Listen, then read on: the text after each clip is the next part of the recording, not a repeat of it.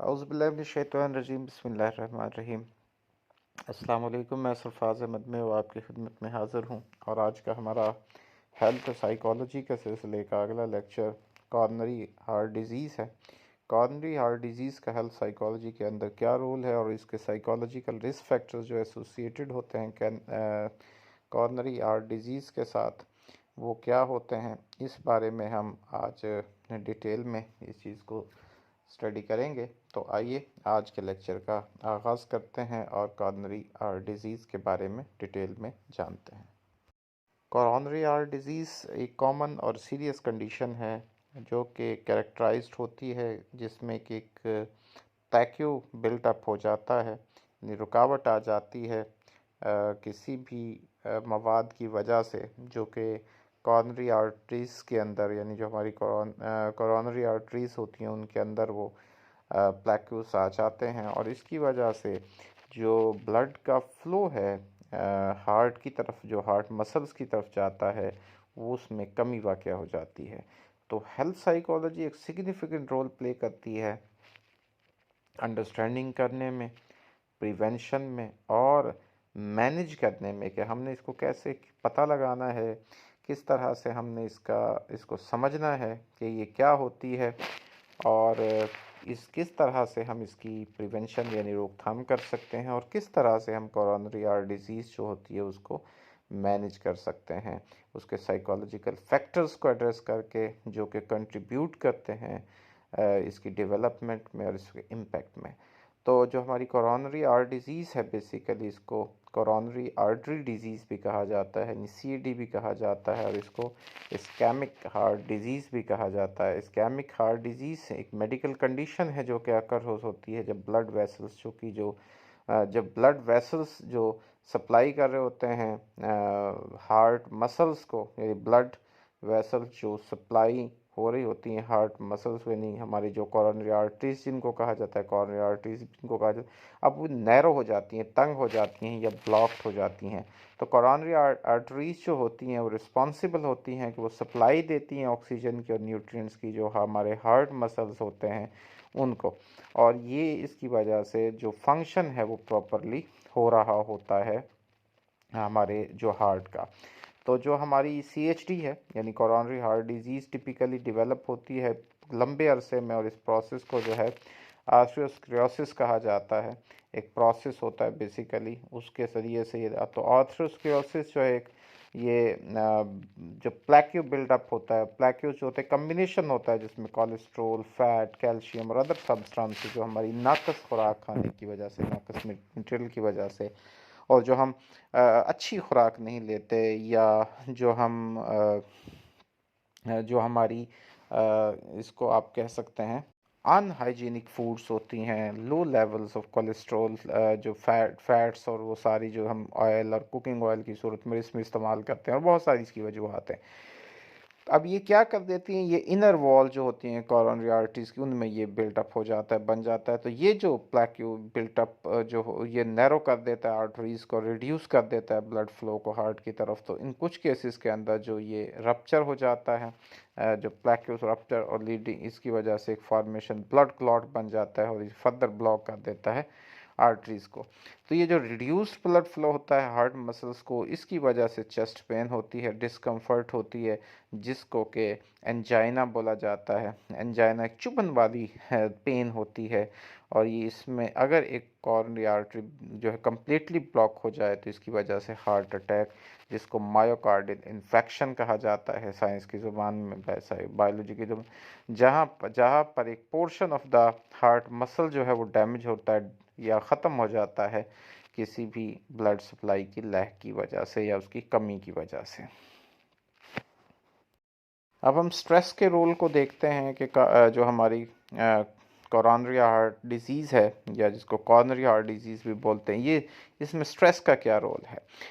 तो ये स्ट्रेस जो होती है बेसिकली, ये जो हमारी इस्केमिक हार्ट डिजीज़ है, ये सारी जो हमने अभी जिसमें बात की है पूरी डिटेल में, तो इसमें स्ट्रेस जो है एक सिग्निफिकेंट रोल प्ले करती है डेवलपमेंट में, या जो एग्जिबिशन ऑफ CHT यानी उसकी बढ़ोतरी के अंदर, जिसमें वेरियस फिजियोलॉजिकल और बिहेवियरल मैकेनिज्म इसमें शामिल है। सबसे पहले तो हम सिंपैथेटिक नर्वस सिस्टम के हवाले से, कि इसमें सिंपैथेटिक नर्वस सिस्टम की एक्टिवेशन होती है, तो स्ट्रेस जो है वो एक्टिवेट्स करती है हमारे सिंपैथेटिक नर्वस सिस्टम को, और इसकी वजह से एक स्ट्रेस हार्मोन जो है वो रिलीज़ होते हैं, जिसको एड्रेनालिन कहा जाता है और कॉर्टिसोल कहा जाता है। और इसकी वजह से जो हार्ट रेट है उसमें बढ़ोतरी होती है, वो तेज़ होता है, और इसकी वजह से ब्लड प्रेशर बढ़ता है और वैसो कॉन्स्ट्रिक्शन होती है। तो क्रॉनिक जो हमारी क्रॉनिक एक्टिवेशन होती है सिंपैथेटिक नर्वस सिस्टम की, यानी बहुत ज़्यादा एबनॉर्मली वो इनके अंदर इंक्रीज होता है, तो ये कंट्रीब्यूट करता है प्रोग्रेशन ऑफ द आर्थरोस्क्लेरोसिस, जो हार्डनिंग और नैरोइंग ऑफ द आर्टरीज हो जाती है। एक की फैक्टर जो है ये है उन जो हमारी CHT की डेवलपमेंट में। इसके बाद इन्फ्लेमेशन जो है वो अहम रोल प्ले करता है। तो क्रॉनिक जो स्ट्रेस होती है वो एसोसिएट होती है, उसकी वजह से इन्फ्लेमेशन होती है बॉडी के अंदर। तो इन्फ्लेमेशन जो है एक रोल प्ले करती है डेवलपमेंट और प्रोग्रेशन ऑफ आर्थरोस्क्लेरोसिस की वजह वो उसमें भी। तो इन्फ्लेमेटरी जो प्रोसेस होती है वो कंट्रीब्यूट करती है, जिसमें कि डिस्टेबलाइजेशन हो जाती है आर्थरोस्क्लेरोटिक प्लेक्यूल्स की, और इसकी वजह से जो रिस्क होता है प्लेको रप्चर का वो बढ़ जाता है, और फॉर्मेशन ऑफ ब्लड क्लॉट से वो भी, तो इसकी वजह से हार्ट अटैक हो सकता है। दूसरा है, तो इसके बाद है ब्लड प्रेशर एलिविएशन हो जाती है। तो ब्लड प्रेशर की जो एलिवेशन होती है, यानी उसकी बढ़ोतरी जो होती है, बढ़ जाना उसका, तो स्ट्रेस उसमें भी एक जो है वो रोल प्ले करती है कि वो टेम्परेरी इंक्रीज कर देती है ब्लड प्रेशर को। ओवर टाइम जो हमारी क्रॉनिक हाइपरटेंशन है, हाई ब्लड प्रेशर होना, ये भी कंट्रीब्यूट करता है डेवलपमेंट और प्रोग्रेशन जो होता है CHT की उसमें। तो हाई ब्लड प्रेशर जो है एक एडिशनल जो स्ट्रेन जो है वो दबाव डालता है हार्ट के ऊपर, और ये उसके वर्कलोड को बढ़ा देता है, और पोटेंशली उसकी वजह से एक स्ट्रक्चरल चेंज आती है हार्ट मसल्स के अंदर। इसी तरह बिहेवियरल फैक्टर्स भी अहम रोल प्ले करते हैं। तो स्ट्रेस जो है वो अनहेल्दी बिहेवियर्स में भी रोल प्ले करती है। ज़ाहिर है जब स्ट्रेस होती है तो अनहेल्दी बिहेवियर होता है, और जो एसोसिएट होता है increase risk of CHT। For example जो इंडिविजुअल्स जो जब स्ट्रेस में होगा तो ज़्यादा वो होगा इंगेज कर होगा स्मोकिंग के अंदर, ओवर ईटिंग करेगा, कंज्यूम करेगा एक्सेसिव अल्कोहल वगैरह, यह सारा, और ये तमाम रिस्क फैक्टर्स हैं बेसिकली हार्ट डिजीज़ के लिए। तो स्ट्रेस जो है उसका इम्पेक्ट स्लीप पैटर्न्स पे भी होता है, और ये पोर स्लीप क्वालिटी में कंट्रीब्यूट करती है, और जो कि इंक्रीज रिस्क है कार्डियोवैस्कुलर इवेंट्स के। इस तरह प्लेटलेट जो एक्टिवेशन है और क्लॉट फॉर्मेशन, तो स्ट्रेस की वजह से एक प्लेटलेट्स एक्टिवेट होते हैं, और प्लेटलेट्स की जो एक्टिवेशन होती है इसकी वजह से एक जो टेंडेंसी होती है ब्लड क्लॉट फॉर्मेशन की उसमें इजाफा होता है। और इस कॉन्टेक्स्ट में जो CHT के ये जो है एक पर्टिकुलरली प्रॉब्लमेटिक होता है, जैसे क्लॉट्स जो बनते हैं वो क्योंकि ऑब्स्ट्रक्ट करते हैं जो आप पहले से मौजूद जो नैरो कॉर्नरी आर्टरीज होती हैं उनको। तो जो ब्लड क्लॉट्स होते हैं जो ब्लॉक कर देते हैं ब्लड फ्लो को हार्ट की तरफ, ये इनकी वजह से एक हार्ट अटैक होता है, और जो एक सीरियस और पोटेंशियल लाइफ थ्रेटनिंग इवेंट होता है जो कि CHT के साथ एसोसिएट होता है। इसके बाद साइकोसोशल फैक्टर्स हैं। तो क्रॉनिक स्ट्रेस जो है वो पर्टिकुलरली हम अगर इसको साइकोलॉजिकल फैक्टर्स की तरफ से देखें, वर्क रिलेटेड स्ट्रेस की, या मैरिटल स्ट्रेस, या सोशल आइसोलेशन जो है, ये सारी चीज़ें लिंक्ड होती हैं एक इंक्रीज रिस्क ऑफ CHT। तो जिस तरीके से एक फ़र्द जो है वो इससे बचाव करता है स्ट्रेस से, और मैनेज करता है इनकी इमोशनल वेलबींग को, ये भी इम्पेक्ट करता है उनके ओवरऑल जो कार्डियोवैस्कुलर हेल्थ होती है उसके ऊपर भी। तो ये बेसिकली जो इसमें रोल है स्ट्रेस का, कि स्ट्रेस का क्या रोल है क्रॉनिक जो हमारी कॉर्नरी हार्ट डिजीज़ है उसके अंदर। अब इसमें हम देखते हैं कि कुछ साइकोलॉजिकल जो रिस्क फैक्टर्स हैं एसोसिएटेड होते हैं जो हमारी कॉर्नरी हार्ट डिजीज़ है उसके साथ। तो साइकोलॉजिकल जो फैक्टर्स हैं जो कंट्रीब्यूट करते हैं डेवलपमेंट और progression of coronary heart disease या CHT के अंदर, जबकि जो फिजिकल रिस्क फैक्टर्स हैं जैसे कि high blood pressure, high cholesterol और स्मोकिंग जो है ये भी वेल इस्टेब्लिश्ड कंट्रीब्यूटर्स हैं। तो साइकोलॉजिकल फैक्टर जो हैं वो भी अहम किरदार अदा करते हैं, और कुछ साइकोलॉजिकल जो रिस्क फैक्टर्स एसोसिएटेड होते हैं CHT के साथ उनमें क्रॉनिक स्ट्रेस है, क्रॉनिक स्ट्रेस जो है, जैसे हम पहले भी बात कर चुके हैं, जब एक प्रोलॉन्ग्ड हो जाती है, अनमैनेज हो जाती है, तो ये कंट्रीब्यूट करती है डेवलपमेंट ऑफ सीएचडी में। तो स्ट्रेस जो है वो एक्टिवेट्स करती है हमारी बॉडीज़ के जो फाइट और फ्लाइट रिस्पॉन्सेज होते हैं, हार्ट रेट को और ब्लड प्रेशर को इंक्रीज़ करती है, और इसकी वजह से जो ये जो क्रॉनिक एक्टिवेशन है ये कंट्रीब्यूट करती है प्रोग्रेशन ऑफ आर्थरोस्क्लेरोसिस और ये डिस्टेबलाइज कर देती है प्लेक्यूज को। इसके अलावा जो डिप्रेशन का बहुत अहम किरदार है जी, डिप्रेशन जो है वो लिंक होता है increase risk of coronary heart disease, और जो रिलेशनशिप है बिटवीन डिप्रेशन और हार्ट डिजीज़ ये कम्प्लेक्स है। और जबकि एग्जैक्ट मैकेनिज्म जो है वो अभी तक इसका नहीं समझा जा सका या कोई इस पर तहकीकात नहीं हो सकी, लेकिन ये बिलीव किया जाता है कि डिप्रेशन जो है वो कंट्रीब्यूट करता है इन्फ्लेमेशन में, पोर हेल्थ बिहेवियर्स में, जैसे कि lack of exercise, poor diet वगैरह, और इसके जो फिजियोलॉजिकल चेंज भी इसकी वजह से होती हैं जो कि हमारी कार्डियोवैस्कुलर सिस्टम पे इम्पेक्ट करती है। फिर इसमें एनजाइटी और panic disorder, anxiety disorder particular जो जनरलाइज एनजाइटी और पैनिक डिसऑर्डर्स हैं ये भी अहम किरदार अदा करते हैं, भी एसोसिएट होते हैं जो इंक्रीज रिस्क ऑफ सीएचडी है। तो फिजियोलॉजिकल जो इफ़ेक्ट्स होते हैं एनजाइटी के, जिसमें कि इंक्रीज हार्ट रेट है, ब्लड प्रेशर है, ये भी कंट्रीब्यूट करते हैं कार्डियोवैस्कुलर स्ट्रेन के अंदर। और इसके बाद हॉस्टिलिटी और एंगर की हम बात करें तो हॉस्टिलिटी, एंगर और हॉस्टाइल एटीट्यूड जो होते हैं ये भी लिंक्ड होते हैं कि इंक्रीज रिस्क ऑफ सीएचडी के साथ। और जो इंडिविजुअल जो एग्जिबिट करते हैं हाई लेवल ऑफ हॉस्टिलिटी, ये इंगेज करते हैं अनहेल्दी बिहेवियर्स को, जैसे कि स्मोकिंग और ओवरईटिंग जो पहले बात कर चुके हैं।